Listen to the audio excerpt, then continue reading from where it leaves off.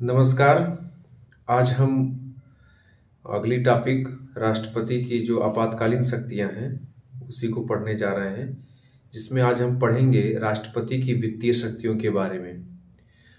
जिसमें राष्ट्रपति की वित्तीय आपातकालीन शक्तियां आर्टिकल 360 में जिसका प्रावधान किया गया है भारतीय संविधान के, जिसमें कि अगर ऐसा राष्ट्र में प्रतीत होता है कि राष्ट्र की मुद्रा जो है, जो उसकी साख है, उसकी साख अंतर्राष्ट्रीय स्तर पर गिरने लगती है, तो उस दौरान राष्ट्रपति अपने विवेक का प्रयोग करके तत्काल प्रभाव से 2 माह के लिए आपका भारतीय संविधान का आर्टिकल 360 का प्रयोग करता है और वित्तीय आपात की घोषणा कर देता है। यह घोषणा जो होती है वित्तीय आपात की, यह घोषणा किसी एक क्षेत्र पर हो सकती है या संपूर्ण भूभाग पर भी हो सकती है। ठीक है, तो इस तरह से हम आज चर्चा करेंगे आर्टिकल 360 की। आइए देखते हैं। अनुच्छेद 360, जिसे वित्तीय आपात भी कहा जाता है। ठीक है, वित्तीय आपात की अगर बात करें तो आज तक भारत में ये कभी भी इसका प्रयोग नहीं हुआ है। भारत में आज तक इसका प्रयोग नहीं हुआ है। ठीक है, बात यह है कि अगर इसका प्रयोग राष्ट्रपति करता है तो 2 माह तक ये प्रभावी रहता है। 2 माह के अंदर इसे संसद से अनुमोदन लेना होता है। ये राष्ट्रपति के घोषणा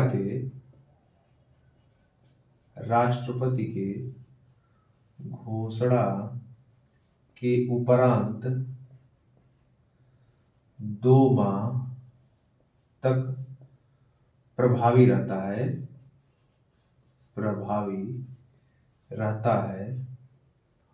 2 और क्या है, 2 माह के अंदर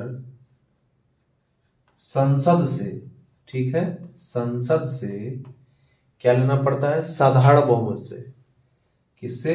साधारण बहुमत से क्या पढ़ना पड़ता है, दोनों सदनों से, संसद के दोनों सदनों से साधारण बहुमत से पास होना चाहिए। ठीक है, तभी जो है ये पूरी तरह से रुक सकता है। एक चीज और हमें इसमें बताना है कि ये जब भी लगाया जाता है तो मंत्रिमंडल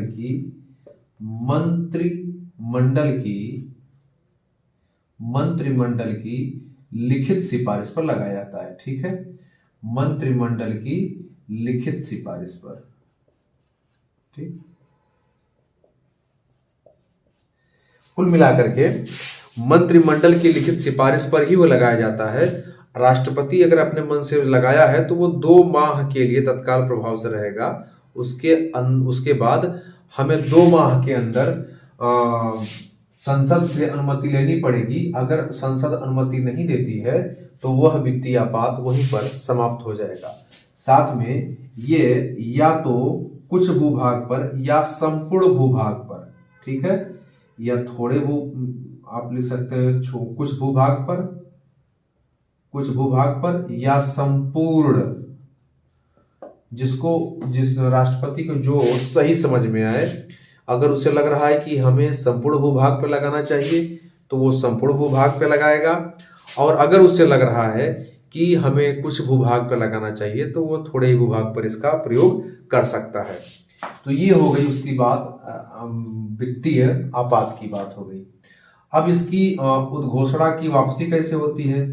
जो इसकी उद्घोषणा करता है, इसकी उद्घोषणा की वापसी कैसे होती है? तो साधारण सी बात है, इसकी वापसी केवल राष्ट्रपति की दूसरी उद्घोषणा से ही हो जाती है। ठीक है, दूसरी उद्घोषणा के माध्यम से ही 360 को वापस लिया जा सकता है। ठीक है, कहने का मतलब इसके लिए आपको बहुत अधिक तामझाम करने की जरूरत नहीं है। वो राष्ट्रपति अपनी अगली उद्घोषणा जारी करेगा और वित्तीय आपातकाल जो लगाया गया था वो तत्काल प्रभाव से वापस हो जाएगा। ठीक है, ये तो हो गई इसकी प्रावधान। अब इसका प्रभाव थोड़ा देख लेते हैं क्या पड़ता है। हाँ, तो 360 का प्रभाव क्या पड़ता है? तो 300 आर्टिकल 360 के प्रभाव की अगर बात करें तो राज्य की कार्यपालिका के वित्तीय मामलों में निर्देश जारी करती। जो राज्य की कार्यपालिका है, कौन? संघ की कार्यपालिका। किसको? राज्य की कार्यपालिका को। तो अगर पहली पॉइंट इसमें देखते हैं तो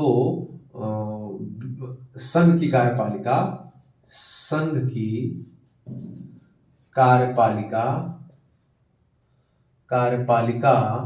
देखिए, संघ की कार्यपालिका की बात किया अगर हमने तो आप मंत्रिपरिषद या मंत्रिमंडल से ले सकते हैं। ठीक है, तो संघ की कार्यपालिका राज्य की कार्यपालिका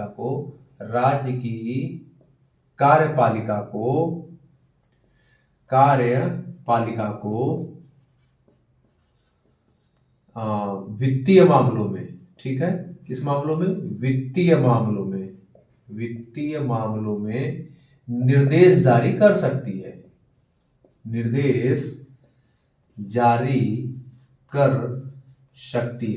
इसके अलावा क्या होता है?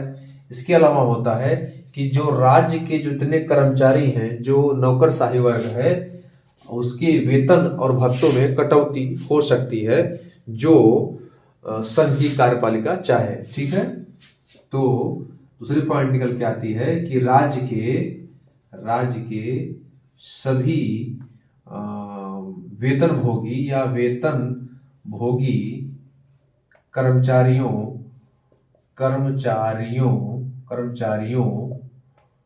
ठीक है, कर्मचारियों के वेतन और भत्ते में कटौती हो सकती है। ठीक है, हो सकती है।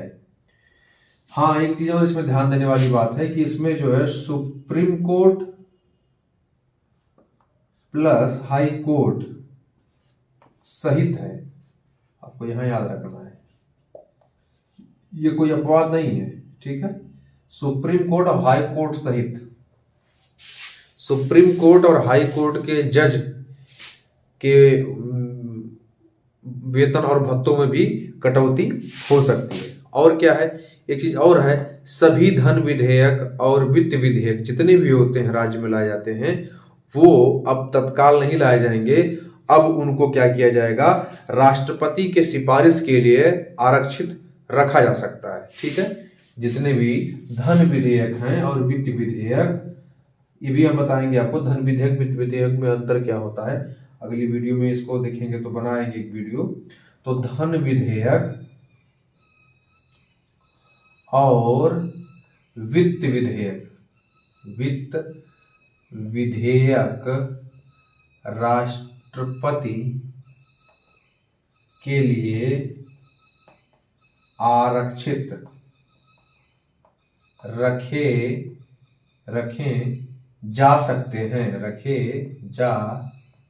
सकते हैं। एक चीज हम यहाँ बताना भूल गए, ये सुप्रीम कोर्ट और हाई कोर्ट सहित तो है, लेकिन इसमें राष्ट्रपति और राज्यपाल, कौन कौन? राष्ट्रपति और राज्यपाल। ठीक है, राष्ट्रपति और राज्यपाल जो है, ये हटा ही देते हैं यार, राष्ट्रपति और राज्यपाल इसके अपवाद हैं। ठीक है, अपवाद का मतलब कि इनके वेतन और भत्तों से किसी भी प्रकार की कटौती नहीं होती है। संचित निधि से मिलता है, तो जानते ही होंगे, लेकिन इनके वेतन और भत्तों में कटौती नहीं होती है। तो ये हमने देखा क्या चीज? प्रभाव, कि अगर 360 लगाया जाता है तो उसका प्रभाव क्या होगा? उसका प्रभाव होगा कि संघ की कार्यपालिका राज्य के कार्यपालिका को वित्तीय मामलों में निर्देश जारी कर सकती है। दूसरा प्रभाव हुआ कि राज्य के सभी वेतनभोगी कर्मचारी जो भी वह राज्य में कार्यरत हैं, वो सुप्रीम कोर्ट, हाई कोर्ट के सभी जजों सहित राष्ट्रपति और राज्यपाल को छोड़कर उनके वेतन और भत्तों में कटौती हो सकती है। दूसरी चीज है कि धन विधेयक और वित्त विधेयक